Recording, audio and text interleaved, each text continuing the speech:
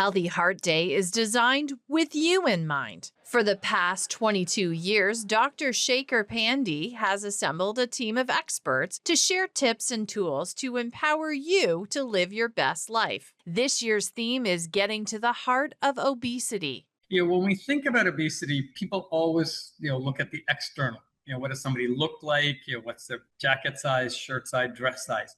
That's the external impact of weight gain. What we've learned over the last number of years, Carla, though, is that where you gain weight is actually what counts most. The goal is to remove the stigma around weight gain and talk about medical advancements.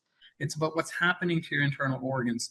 And because of the science on obesity and weight gain has progressed so fast and so quickly, we've developed much better diet strategies, lifestyle strategies, exercise strategies, newer medications that can help with weight loss and control cardiovascular risk.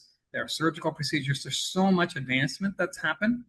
And because we've learned that weight gain like this contributes to so many cardiovascular risk factors, we felt that this is a really important opportunity to bring that information forward so the public knows these are things that all of us go through.